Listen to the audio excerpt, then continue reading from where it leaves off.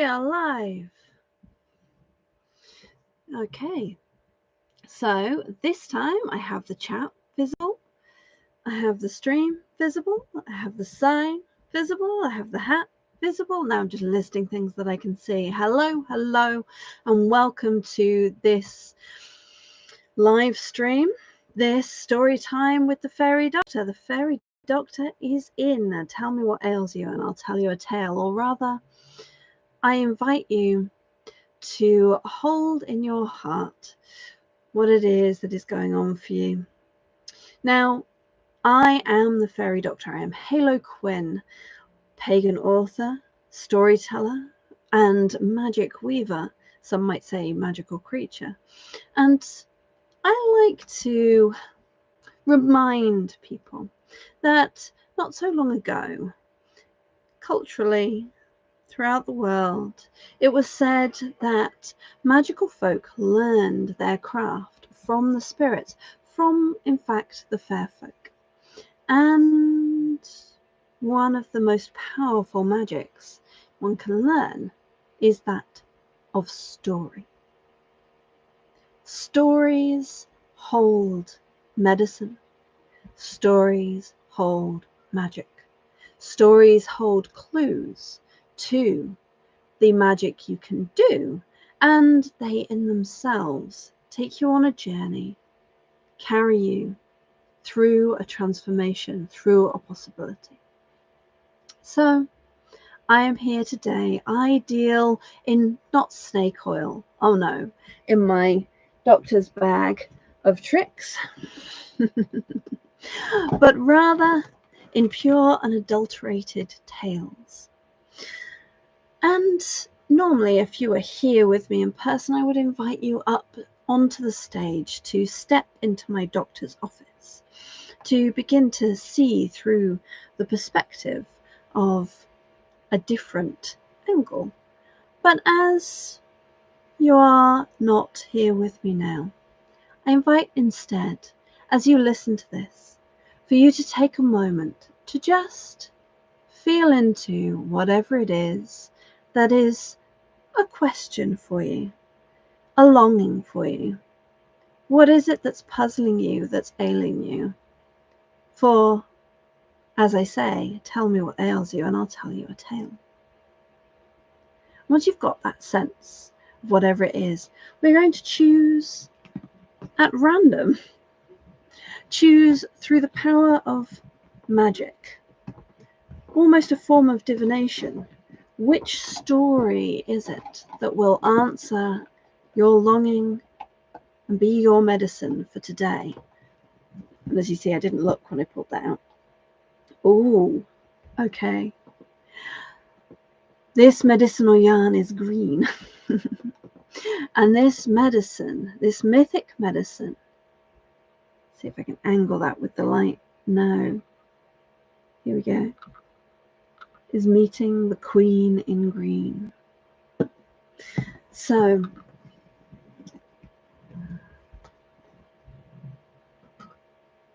take a seat, or stand if you prefer.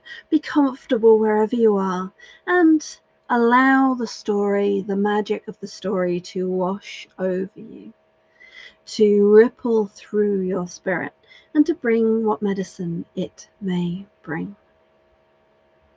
The story that I'm going to share with you today is that, if you have worked with me at all, you have probably heard of True Thomas. Thomas the Rhymer. Now, Thomas was a real person, a historical person. This story holds truth. Whether or not it happened in the way that we think of history as happening, well, I'll leave that up to you to decide, but certainly when I've met him in the other world, he seems to agree with this version of events. Thomas was known as Thomas of Ercildoune.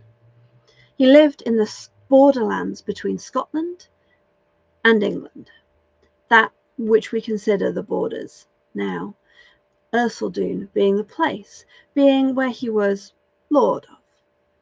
And one day he carelessly fell asleep on the banks of a river underneath the hawthorn tree.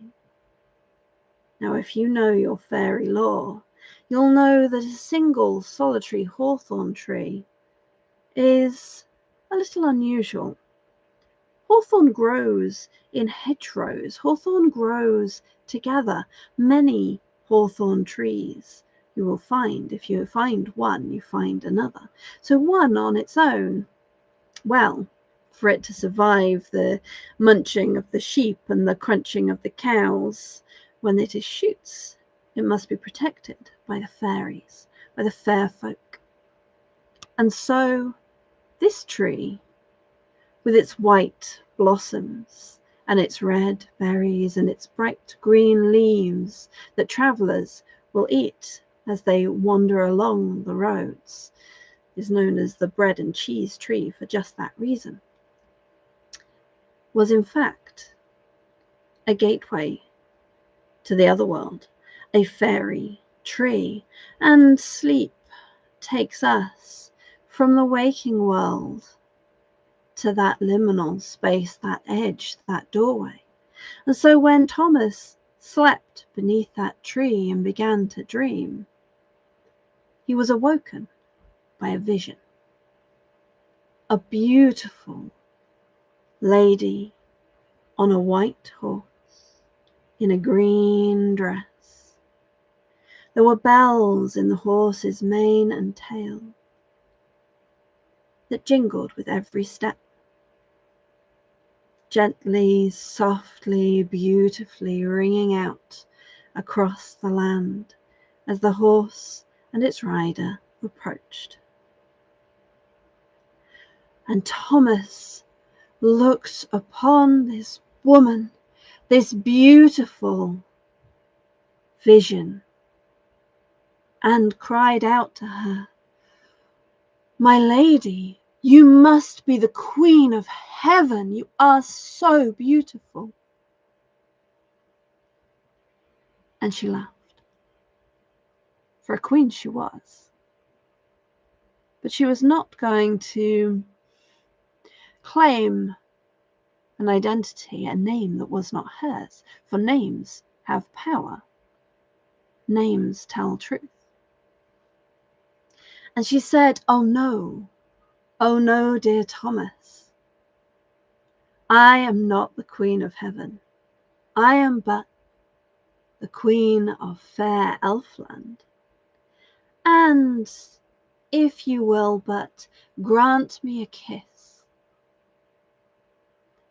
and enter into my service, of your own free will, of course, then, and it is said that she said, sure of your body I shall be. Well, Thomas did not need asking twice. A kiss and more?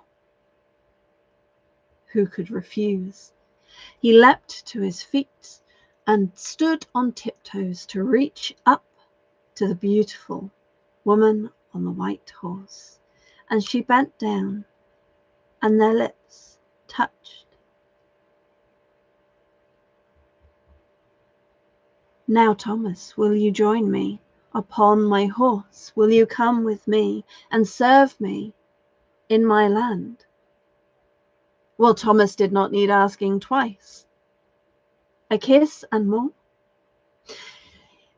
He got up behind the Queen of Elfland, the Fairy Queen herself, and off they set. And they rode and they rode, and soon the sky began to change, and the sun began to fade, and there was light, yes, but not sunlight or moonlight. There were no stars in the sky, and yet starlit lit their way. Soon the horse came to a river and began to wade across. Dark water, thick and fast flowing, and Thomas looked down and noticed that it rose up as high as their knees.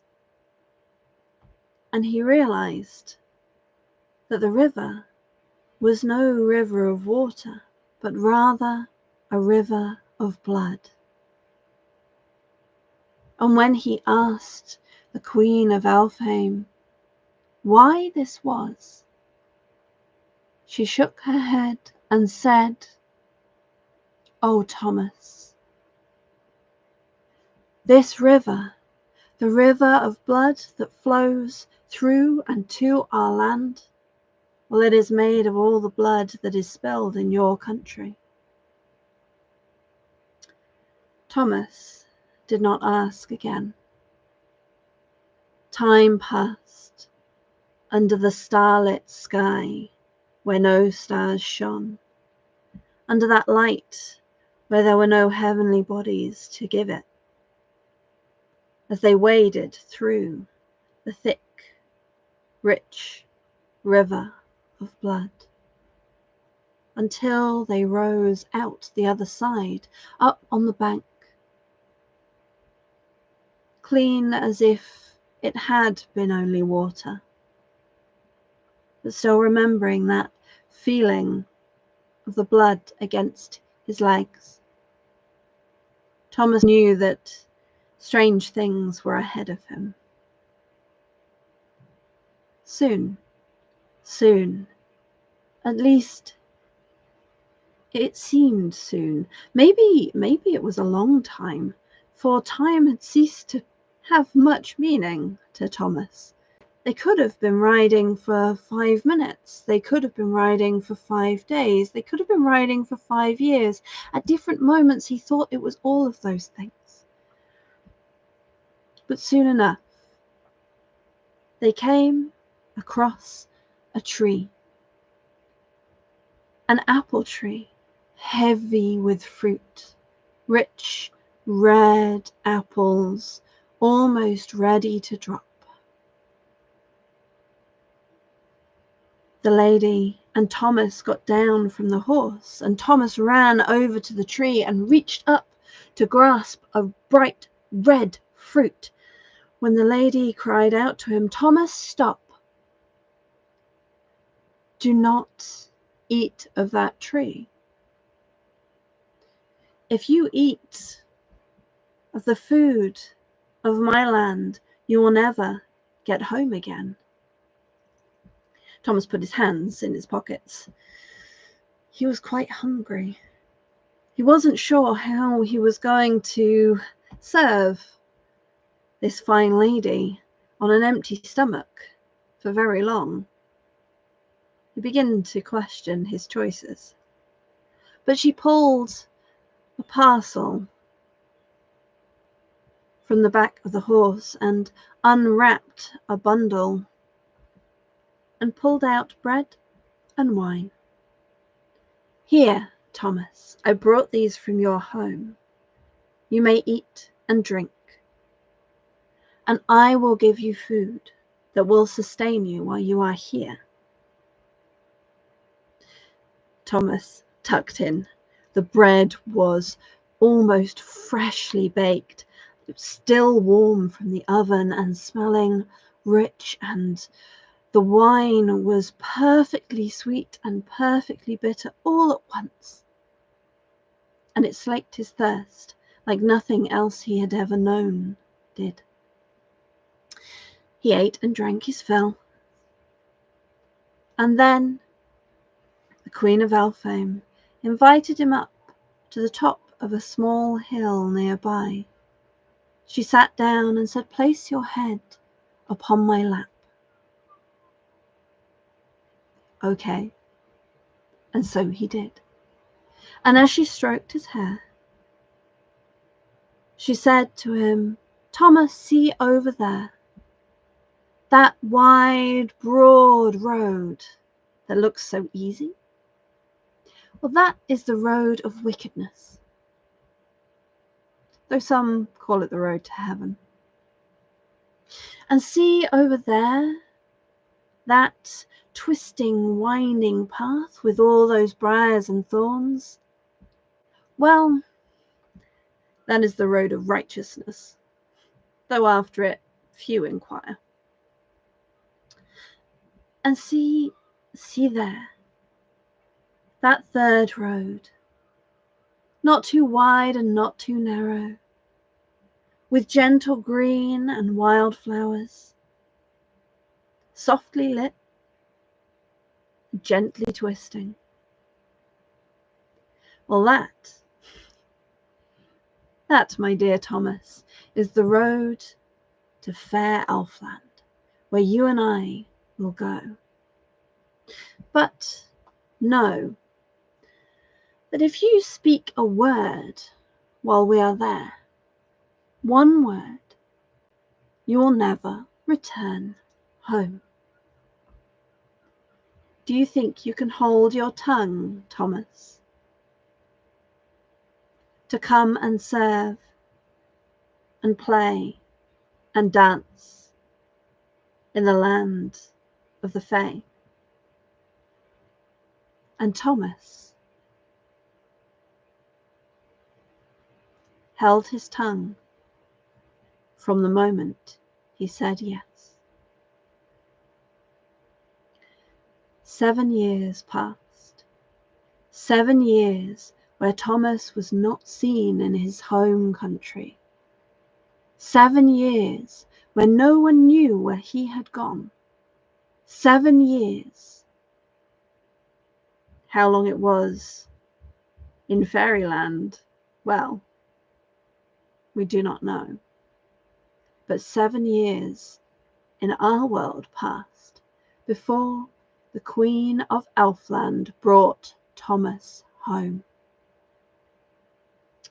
And they crossed the river of blood, and they found themselves back by the hawthorn tree, back by the river of water flowing, back where Thomas had dreamed all those years ago. And the Queen of Elfland gave him a pair of green shoes, green for the colour of fairy, green, perhaps, that he may walk upon our land while still retaining some of that path, of that journey, and an apple. And at first Thomas was confused. You said I was not to eat the apple. And she said, you can eat this one. This is your payment, Thomas. This will grant you the greatest gift, the tongue that cannot lie. And Thomas said, I do not want that. I will never be able to woo a woman, or at least not have arguments. I will never be able to haggle at a market. I will never be able to make do a court. I will never... Shh, she says. Thomas, you have earned this. This blessing, this curse, he says, this is a blessing, a gift, a payment that you have earned, and it will serve you well. Well, there was no saying no to the Queen of Fairy, and Thomas knew this by now. 7 years in her service, 7 years where he spoke not a word, 7 years where he saw the secrets of her court. Some say he had seen the true face of the fairy ladies there. Some say, well, they say all sorts of things, but Thomas, he held his tongue. He took the apple and he ate it down. And from that day of his return, he gained a new title, True Thomas, Thomas the Rhymer. For everything he said, everything he wrote was a prophecy, was true. A few years later, one night, one day, people noticed he was missing once more. It is said that he returned to his queen, preferring to live in the land of the Fae than here.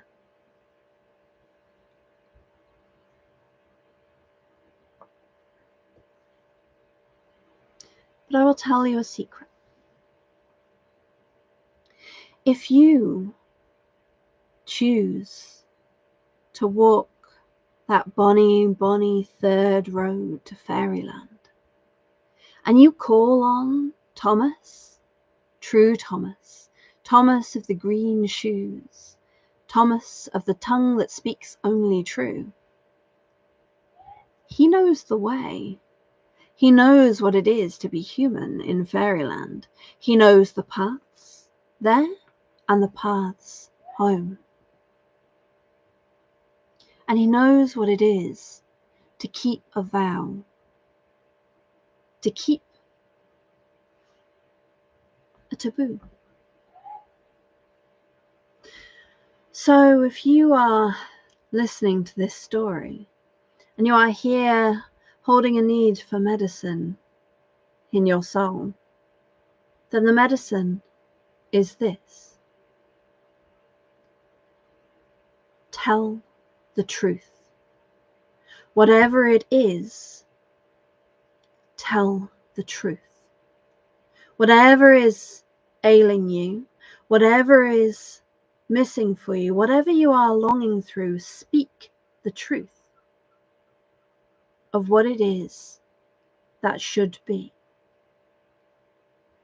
For Thomas, well, the tongue that cannot lie, can it not lie because he can only say what is already going to be? Or can it not lie because what he speaks must come true? Was he given the gift of prophecy? Or was he given the gift of enchantment? Perhaps it is both. So speak the truth and let your words enchant your life.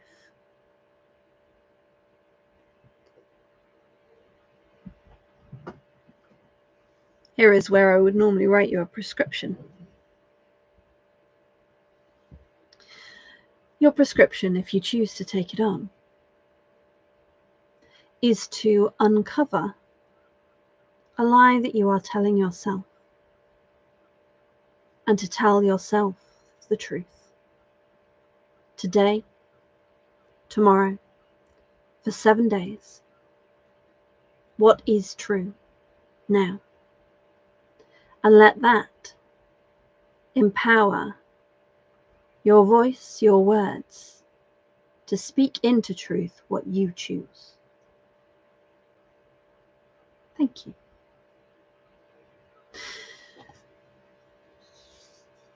This was the green yarn from the doctor's bag. The medicine, mythic medicine from Elfame, meeting the queen in green. This was the story of True Thomas, which perhaps you have heard in a song, a ballad. There are older versions. In the older versions, the queen arrives with hunting hounds as well, who you may find in other tales.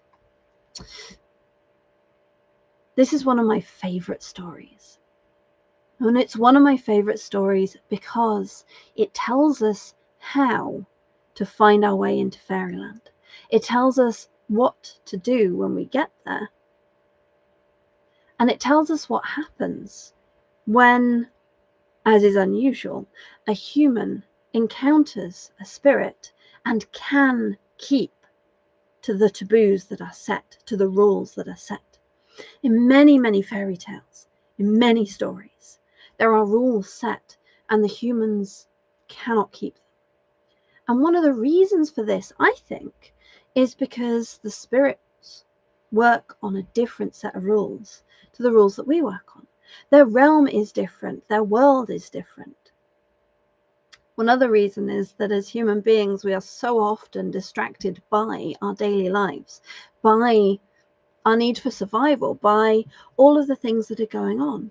And so we forget what we have committed to. We forget the rules that we have been given that will help us navigate those relationships with each other, with the natural world, with the spirit world. So here is an unusual story of someone who managed to keep to the rules that were set, who agreed to the rules that were set, and who benefited from them. Most often, at the end of these stories, when the rules are broken, the connection is broken. But for Thomas, the connection was maintained. And this comes back to one of the four corners of the magician's pyramid. So the witch's pyramid, the magician's pyramid, the sphinx's powers that help make our magic strong. To know, to will, to dare, and to keep silent.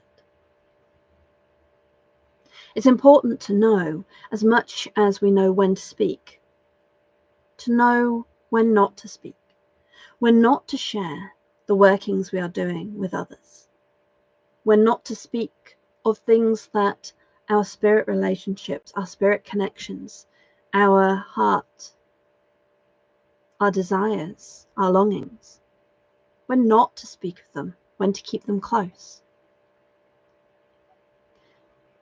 It is not always time to announce to the world that we're doing a new thing. New projects can be tender and precious and need caring for, looking after for a little while. New relationships can need space to cultivate, to nourish, before we stick it up on Facebook. And as someone who speaks a lot for my work, for my livelihood, for my magic, there are some things that I know that it is best not to speak of, some things that are private, some things that are precious, and some things that are in process. And this is part of the magic that the story of True Thomas reminds us of, that some things are not for sharing, or at least not for sharing now. This is one of the things that I love about stories, is that they carry magic and clues in many levels. We can enjoy them as a tale, we can enjoy them as a journey. We can spot the clues in there of the landscape. That story is a map. Yeah? You start at the lone fairy tree on the bank of a river, a liminal space, with the instruction to enter an altered state of consciousness. And perhaps you will see a vision. The next step is to recognize who it is that you are greeting, who you are meeting, and to ask them, if you're not sure, to check. And then next is the conversation. Do we want to work together or not? The horse is a powerful being that carries us magically. When you're talking in terms of journeys, the horse can represent sovereignty, can represent our power to move, based in the history of human relationship with horses. The way in which, when we teamed up with them, suddenly we could go much further. Suddenly we could do much more. We could work with their power, and we could care for them. Relationship. So a horse in a journey can indicate another power to carry us across into the other world, into whatever it is that we're moving towards. Literally, metaphorically, spiritually, whichever level. And then, of course, the river of blood.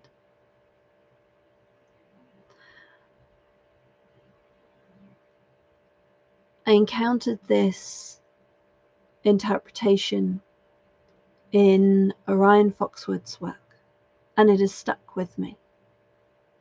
That the river of blood sounds horrific, but actually we can look at it as that ancestral current,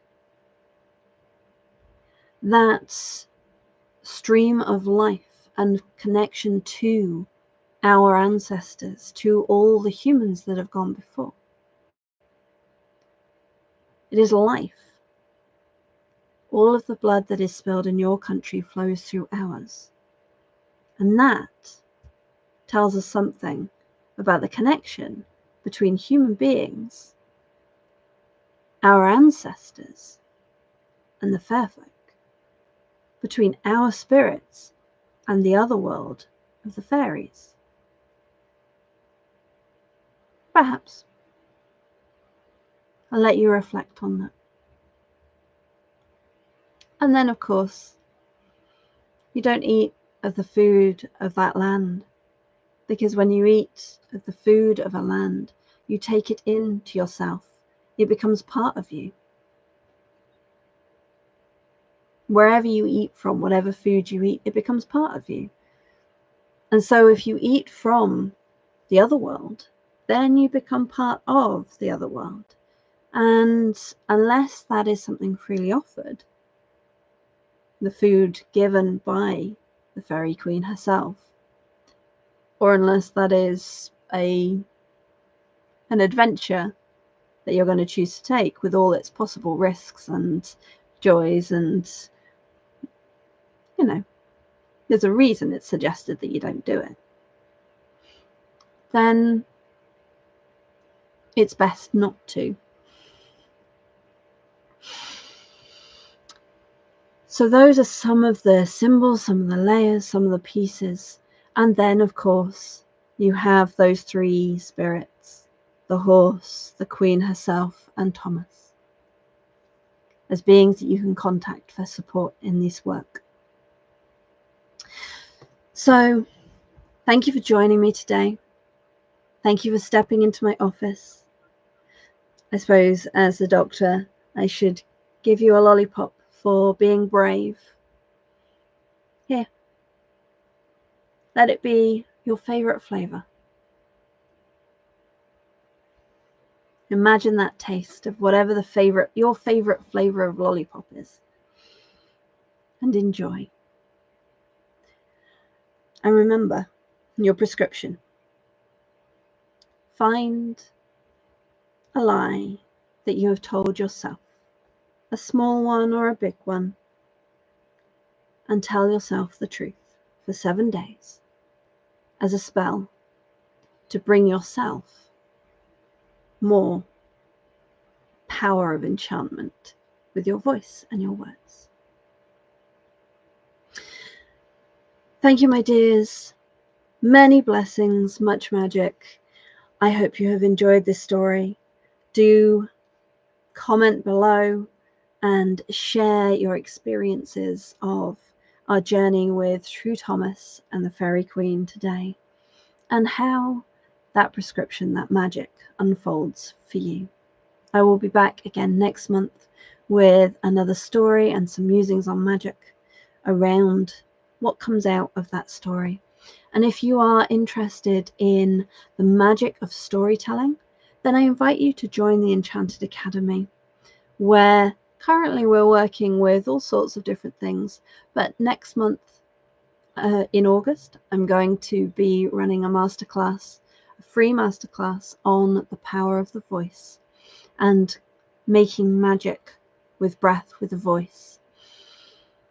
And then later on, there'll be options to study a more in-depth in the power of storytelling for magic and the magic of stories with me. But for now, I invite you to come on in to the Enchanted Academy. I'll pop the link in the description below, and I look forward to exploring the magic with you. Oh, and one last thing.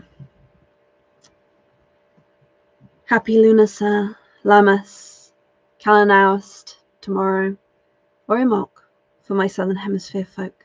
If you're on my mailing list, watch out for an email with some musings on that popping into your inbox tomorrow. Happy storytelling. The Fairy Doctor is out.